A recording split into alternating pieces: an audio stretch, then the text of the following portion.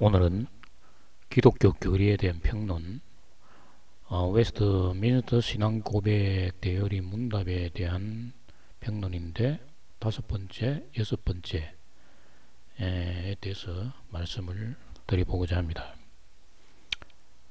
질문의 다섯 번째는 성경은 주로 무엇을 가르치는가? 라고 말하고 있습니다. 질문하고 있습니다. 그래서 답은 성경은 주로 사람이 하나님께 대하여 어떻게 믿을 것과 하나님께서 사람에게 대하여 요구하시는 의무가 무엇임을 가르친다. 이렇게 답을 하고 있습니다. 성경은 하나님이 그의 백성에게 하신 언약이 무엇인가를 가르치는데, 구체적으로는 구약 성경에서는 메시아의 오심과 이스라엘의 회복에 대해서, 신약 성경에서는 메시아의 신 예수 그리스도의 오심과 예수 그리스도를 통한 죄로부터의 자유함과 부활 생명을 얻는 것을 가르칩니다. 따라서 성경은 내가 하나님을 어떻게 믿을 것인가를 가르치는 것이 아니라 나를 부인하고 예수 그리스도의 믿음 속으로 들어가는 것을 가르치는 것입니다. 하나님이 원하시는 것은 율법과 같은 의무를 말씀하시는 것이 아니라 성도가 그리스도 안에서 하나님과 하나가 되어 그리스도의 믿음 속으로 들어가는 것을 말하는 것입니다.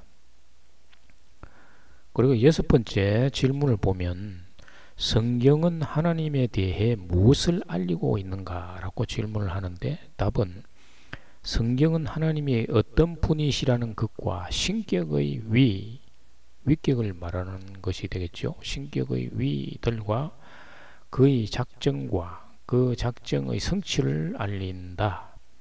성경은 하나님에 대해서 그렇게 되어 있습니다. 성경은 하나님에 대해서 비유나 계시를 통해서 말씀하고 있으며 하나님의 뜻을 통해서 간접적으로 이해할 수가 있습니다. 성경이 하나님에 대해 무엇을 알리거나 어떤 분이라는 것을 말해줘도 성경을 읽는 독자들은 하나님을 알지도 깨닫지도 못하기 때문입니다. 하나님의 뜻은 세상의 죄 가운데 살아가는 모든 인간들을 구원하려는 뜻을 두고 있습니다. 따라서 성경의 비유의 말씀들을 통해서 깨닫는 자만이 하나님의 뜻을 이해하고 하나님의 말씀이 성경 속에서 하나님을 찾으려고 하는 것입니다.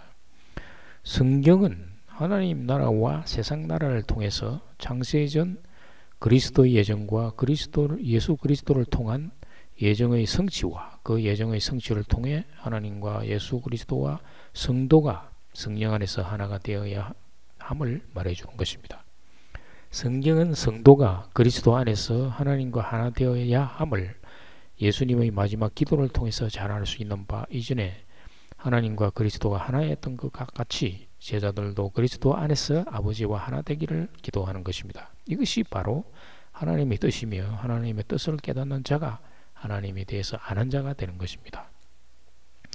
성도가 하나님의 뜻을 깨닫는 자가 되며 그래서 하나님은 공의의 하나님, 사랑의 하나님이라고 고백하는 것입니다. 아무리 성경이 하나님에 대해서 말을 한다 해도 하나님의 뜻을 알지 못하는 자들은 교리적으로 하나님을 그냥 생각하는 것입니다.